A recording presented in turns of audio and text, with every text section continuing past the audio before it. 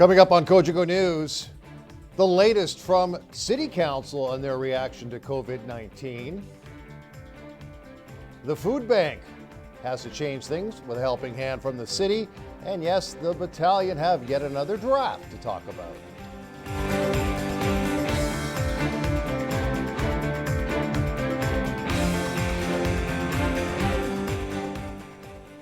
Hello again, everybody. Welcome to this Wednesday edition of Cogeco News. First tonight, a man in his 60s is in hospital after testing positive for the coronavirus.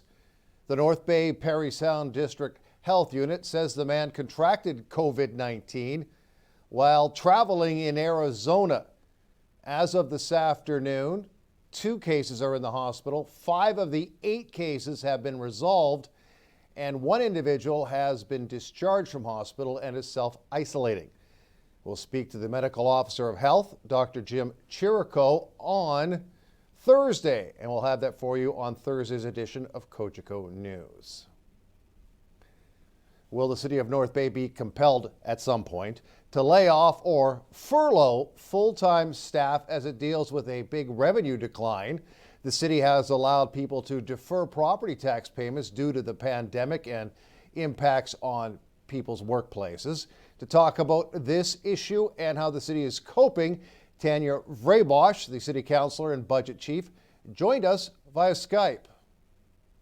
When we realize where the gaps are, where people really are needing the assistance, that's where we'll be able to do it. But to do blanket approaches of rebates right now, one, we can't afford it. If we look to between now and June, just at the revenue loss that we're seeing on the operating side, we're looking at $1.2 million. And that's just what and that's a projection. That could change today, tomorrow could go up, could go down. It doesn't include emergencies that are potentially going to come our way if federal or provincial funding doesn't come forward. So it's stuff that we're watching on a daily basis. A big question is obviously staffing. Most of the city revenue is geared towards staffing. You've made announcements about part-time and summer students not being allowed to work because there's no money to pay them this year. But a lot of cities are dealing with the specter of layoffs or furloughing people, maybe a better expression, furloughing people because there's not enough money to pay them. You haven't done that yet, and the mayor said he's not doing that yet, but could that be on the horizon, and should it be? But the thing is that everyone keeps saying, well, we're looking at Ottawa, we're looking at Kitchener, we're looking at all these places that are laying up 800 to 1,000 people. Every time that I've looked at what they're doing the exact same thing that we're doing. So they're taking right away. The first step that everyone took was taking a look at temporary, seasonal, and casual employees and not hiring these summer employees. Everyone is on the same page as that. Have I seen mass layoffs for full-time employees from any community? I haven't seen it yet. It's not that we're not watching that, and it's not that we're not looking internally either. But again, the knee-jerk reaction, what we're doing is we're changing the way that we're doing business to meet the demands of the citizens. Citizens are calling us, asking us for help in different areas that may not have been our regular core business before. And it may be a gap in service provided in the community. So we're trying to change and refocus what we're doing to help people. This is a pandemic. This is unprecedented times for all of us. And it's just making sure that we can get through this with the citizens. But the other thing too is we're in, I think, what are we, week 3 or week 4? And we're still just trying to gain our footing on this and to be able to just figure out how do we even operate? How do we manage? What do we need to do? There's everything from health to economic development to making sure that the sewer, our sewers and are not clogged, that, we're still doing the maintenance on our infrastructure, that the water treatment plant is still operating, garbage is still being picked up. There's still a lot of things that our staff are doing. They're all working, whether they're working remotely from home or working safely in other areas. But again, we've repurposed some of our people. But as we move into this and as we see where things are changing, that's when we're gonna continue to monitor it. Fraudsters are taking advantage of the current coronavirus pandemic through emails being sent out to the public. The Canadian Anti-Fraud Centre wants you to be vigilant when opening email and email attachments. One of the latest things out as of this week is it's currently stemming out of Western Canada, is people are getting emails, and the emails look like they're coming from a regional health center, The email itself is stating that someone you know has tested positive for COVID-19, and please review the attached list to see if you know any of the people on that list. Now, this generally is in the form of an Excel spreadsheet, but as soon as you click on the link, it downloads malware into your computer. So again, you're not going to get advised in that manner. If you get any type of email, just make sure you look it up first. Don't click on any links. And if there's a phone number, look the phone number up yourself. Don't call the number that's involved in an email itself, because they can put whatever phone number they want in there. And generally speaking, if it's a scam, it's going to go back to one of their cell phones. We've seen in anti-fraud forums that seniors are targeted. Is this the intended target for this malware? No, this malware is intended for anybody who's going to open up an email and click on the link. They really have no age barrier on that. The need for the North Bay Food Bank to operate under the pandemic is more dire than ever. The food bank, with an assist from the city, is taking the food to a growing number of clients. So we're partnering with the City of North Bay to be able to use their drivers. Clients are calling us. We're going through the intake over the phone, and we're scheduling the pickups here and then deliveries to our clients through the city drivers. We also have some other people that have stepped up that if we get backlogged, we can use their resources as well to make some deliveries happen. Phone is ringing, so you know what? That's a really good sign. It means people are listening. They're practicing the physical distancing and staying inside. We're doing this to make sure they get the food they need and not having to leave their house. Are needs assessments more difficult over the phone than in person? Well, yeah, sure. It's a little bit of a barrier, but at this point, if anybody's calling us and they have a need, we're going to fulfill it as best we can.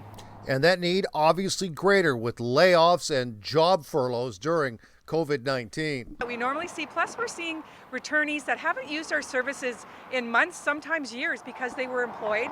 And through COVID-19, 1, 2 have lost their jobs. We're seeing people that really can't get out to get the groceries because they're high risk, they're ill, they're just in that bracket where we don't want them out even for the necessities that they need. And Marson is fearful about her charity and all non-for-profits when COVID-19 finally ends and things get back to some sort of normal.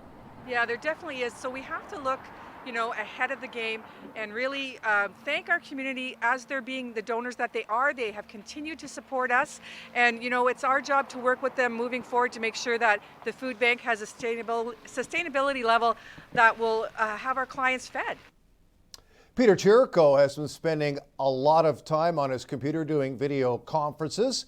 The Chamber President and Chief Executive Officer is trying to keep up to the flurry of news as it changes really by the hour as the country and the world deal with COVID-19.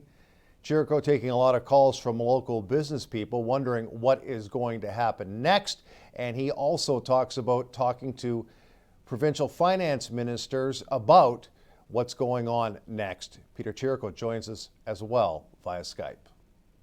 Morning, we had a conference call with Minister Rod Phillips, Minister of Finance, to talk about what's going on in the province, what their response has been to date. Tomorrow we'll be speaking with Perrin Beatty, our president of the Canadian Chamber of Commerce, who will be linking with various different government officials, and that has been really a day-to-day discussion that we've had to get up to date and to make sure that our members have the necessary information to see what's coming down the pipe and what they can access to help their business through this very difficult time. Peter, you've talked about survival, businesses surviving this, and again, we don't have a time frame on this, so obviously they're looking for help from the province and from the federal government. Is help on the way? Yes, help is on the way. The province has rolled out numerous packages for help and to make sure that businesses that can access, whether it be transforming their business into providing protection devices for our healthcare workers, frontline workers, all of those types of things, that came out very quickly and very quick reaction from many of our members.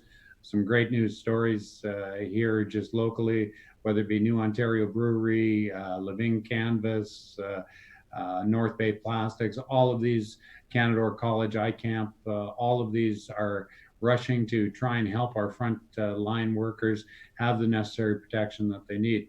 On the federal side, they announced a $40,000 loan guarantee with the chartered banks, and most recently was expanded to the credit union system and the CASE system. And unfortunately, that program is they're working out all the details, so it's not quite yet ready available, but we expect within the coming days.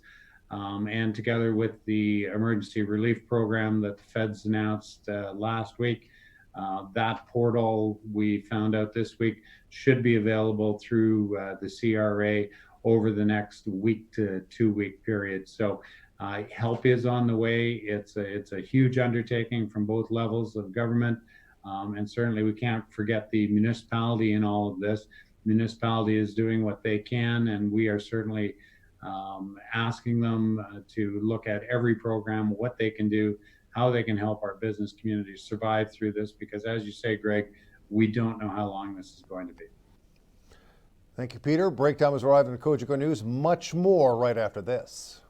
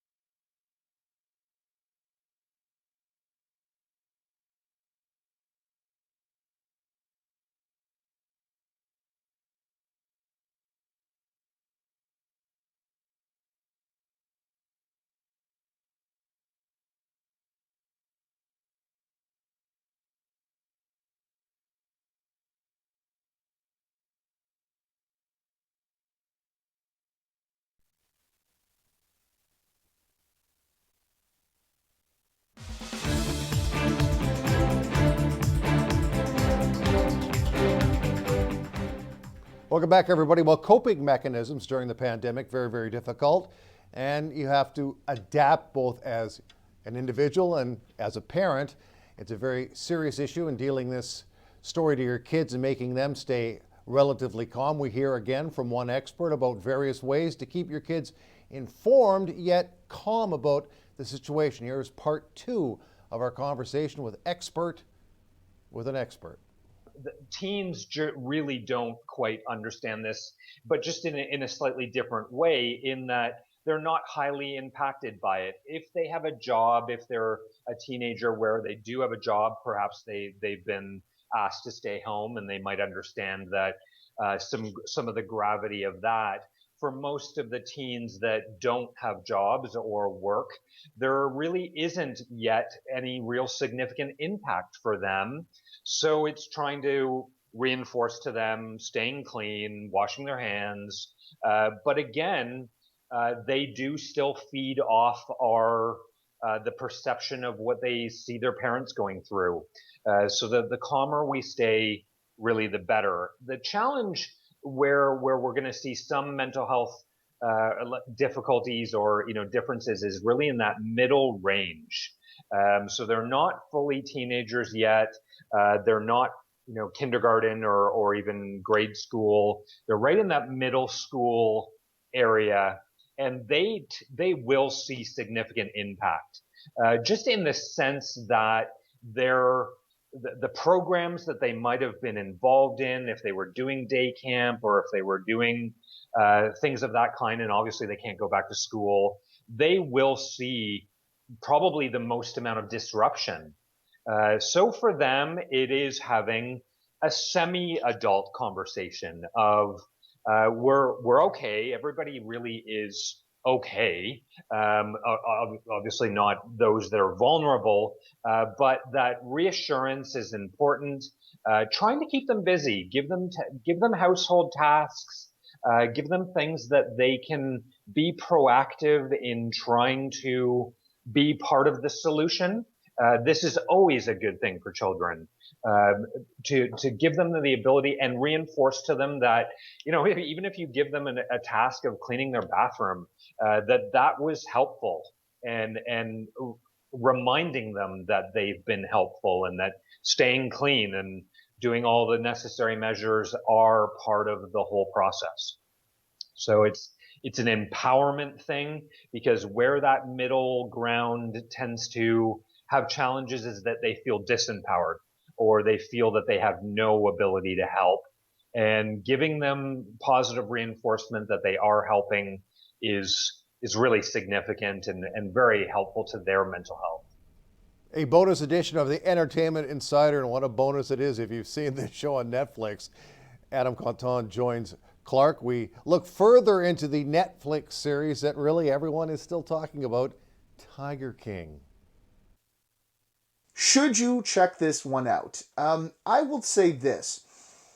This can be a difficult show to watch, especially if you're the kind of person who will likely find these people reprehensible.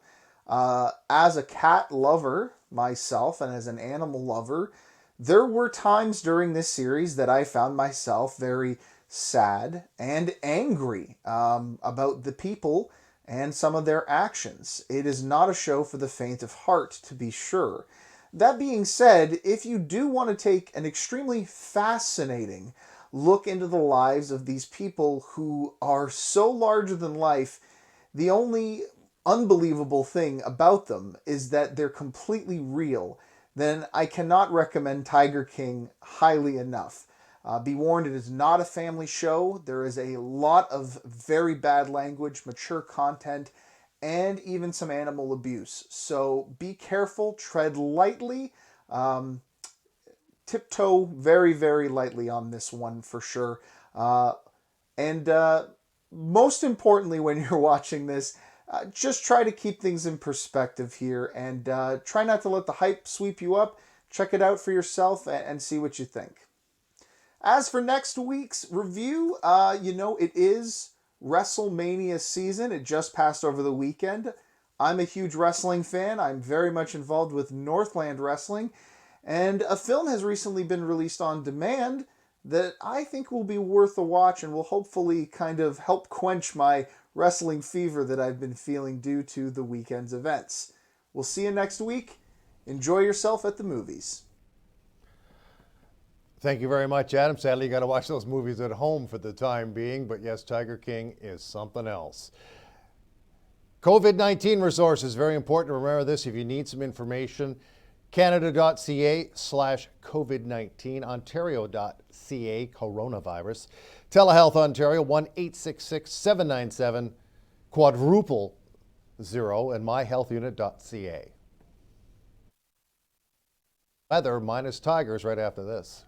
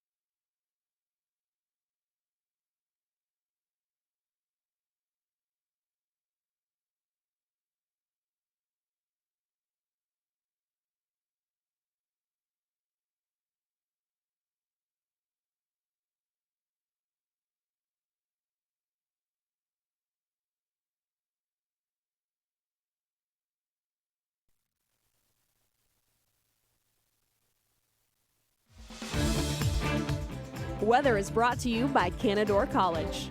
Great things happen here.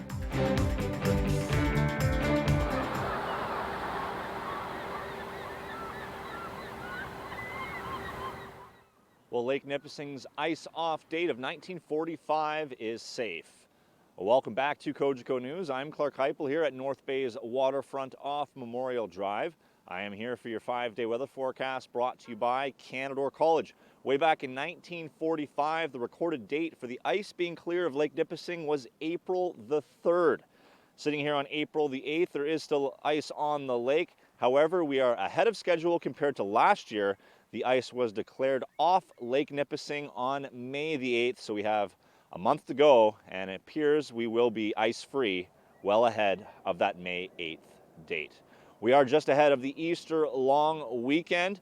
You are being urged to stay at home and not visit extended family. Spend time with your immediate household members. As well, if you do have to go outside and if you are going for a walk, just keep your distance from other folks. The general guideline is 6 feet or 2 meters. Now, yesterday, good news from the province. Ontario Premier Doug Ford declared the Easter Bunny an essential service. So kids, no need to worry. There will be Easter Bunny visits here in North Bay after all. The COVID pandemic does not cancel the visits from the Easter Bunny. Let's take a look at the 5-day forecast brought to you by Canadore College. Heading overnight on this Wednesday night, we have a wind chill of -6, chance of flurries, and a low of -1 on the thermometer. On Thursday, the 9th of April, we're going to have a high of +3 and a pretty cloudy, dreary, overcast day. Chance of flurries or rain depending on the temperature, and an overnight Thursday night low -3. On Good Friday, the 10th of April, high +4, low -5, more clouds and chance of rain or flurries. Saturday of the Easter long weekend, high 5 above with sun and cloud and a low of -1. And Easter Sunday, high 6, low 0, clouds, chance of flurries. Turning the page back to the almanac, on Tuesday we had a nice high of 11 with sun. The low was -5, and the normals for this time of year, 8 above and 3 below. Well, there you have it. There is your 5-day weather picture. It was U18 draft day for the Ontario Hockey League as a battalion picked first in that draft as well. Greg Esterbrooks will have your sportscast right after this very short break.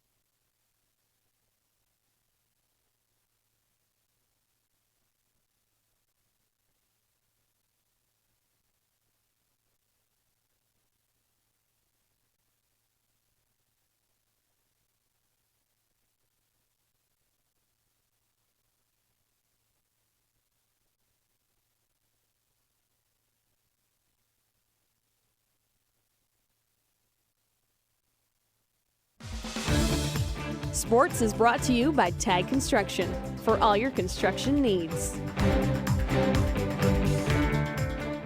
Welcome back, everybody. Another day, another draft for the North Bay Battalion. Today it was the U18 draft, a 3-round affair where teams picked players who weren't selected in the regular OHL draft last year. Now, usually you don't get big stars from this draft, but you could get a useful player. North Bay also picked first in this draft. They took forward Kevin Henstock First overall, goalie Adam Montague, first in round 2, and North Bay Trappers defenseman Alex Little in round 3. GM Adam Dennis joins us over the phone. Draft, but nonetheless, he had a couple injuries for all the things that doesn't quite work out. He had them in his minor midget season, and then coming into my major midget, things just seemed to fall into place for him. He's a highly skilled guy. He skates the game very well, and he can put the puck in the net as good as anyone at the U18 level. So really happy to add him. Wade is another one who, again, we thought he should have been drafted last year. A guy that we really valued last year. He played some big games in the OHL Cup, and he's developed as well this season. He's really progressed his game. He's a big kid. He's very athletic, and I think he's going to fit nicely with our young goaltending core. And Alex Little is a kid that we got really familiar with this season, playing with the North Bay Trappers midget team, and really high character kid. He's a very versatile type defenseman, can play the left or the right side. Plays both ends of the ice very well, and he fits in nicely with some of our recent drafts. Did you scout all these guys personally? Because in other years it was somebody else who was doing most of the scouting for this draft. So was it this year you? Yes. Yeah, myself and I had a couple other scouts. Definitely watched some games. Charles and I watched some games. We certainly made it a team effort, but yeah, of course, I wanted to make sure that I knew and had a good familiarity with this age group in this draft. The import draft comes in June. All right, one quick reminder, an important one before we go on this Wednesday. COVID-19 resource page. Again, canada.ca/COVID-19, ontario.ca coronavirus. Telehealth Ontario, 1-866-797-0000, and myhealthunit.ca. That's it for news for this Wednesday. Stay safe. We'll see you again for more Cogeco News on Thursday.